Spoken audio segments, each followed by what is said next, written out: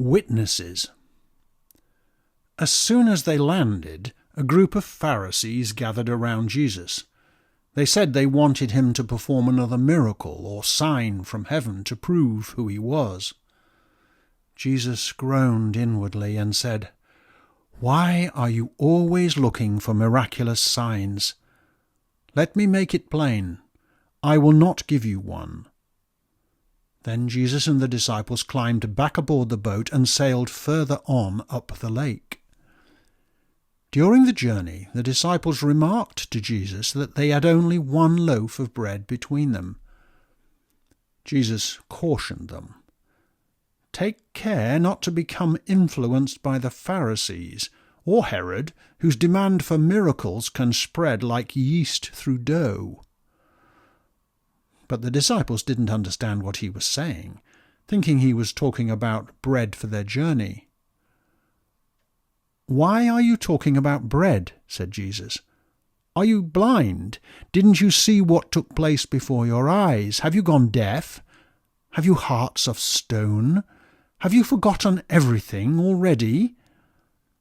How many baskets of leftovers were there after I fed 5,000 people with only 5 loaves and 2 fish?"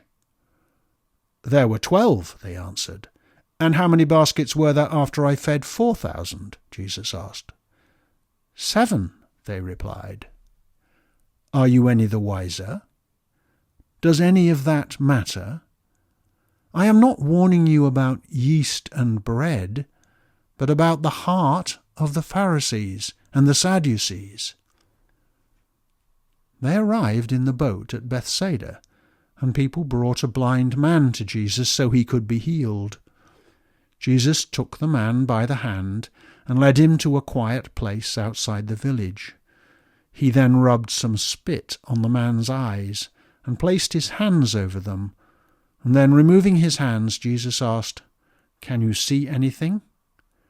The man opened his eyes and said, "I can see people, but they look like trees walking about." Jesus placed his hands upon the man's eyes a second time. "And now?" he asked. The man stared about him and said he could see everything clearly. "Now go home at once," Jesus said. "Do not even go back into the village." Jesus then travelled onwards across the region of Caesarea Philippi. On the way, he asked his disciples about what the people were saying about him. And they answered, "Some say you are John the Baptist brought back to life. Some say you are Elijah from the past, whilst others say you are another one of the prophets." "And what about you?" said Jesus. "Who do you believe I am?" And Simon Peter answered immediately, "You are the Messiah, the Christ." "May my Father in heaven bless you, Simon, son of Jonah, for the Holy Spirit has revealed this to you. You are Peter, a foundation stone, upon which will be built my church, more powerful even than the gates of Hades. I will give you the keys to my kingdom, and whatever you bind or release on earth will be equally so in heaven."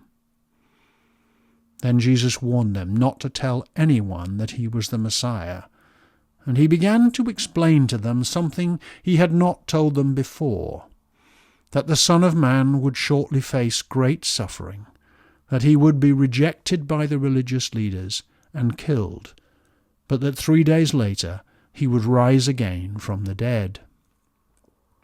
Jesus told them this very plainly and openly, at which Peter began to protest, saying, "Surely this can't be allowed to happen." But Jesus spoke sharply to Peter.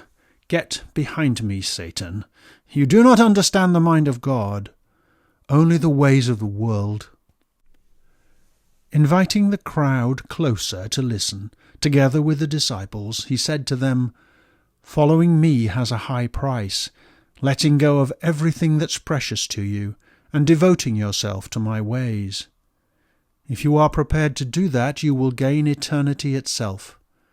If you're not, you won't. What use is it to gain everything you ever wanted if you have to give away your soul in exchange? What price would you put on your soul? If I am an embarrassment to you in this decadent day and age, it is as nothing to how you will feel when you see the Son of Man coming in his glory. Do not think all this is an eternity away. Believe me, some of you will live to see the Son of Man coming into his kingdom. As both the sign of Jonah and his son bear witness to a doubting world that Christ the Son of God has come, his followers are all at sea with talk of yeast and bread and miss the point of what's been said, that mercy, love and heartfelt faith lived in the Spirit matter more than all the rituals and rules imposed by man upon a people weary in the waiting. Keys are given, promises are made, and on this firm foundation, on this rock is laid the guiltless Son of Man, to lose his life to win us all, and so fulfill God's perfect plan.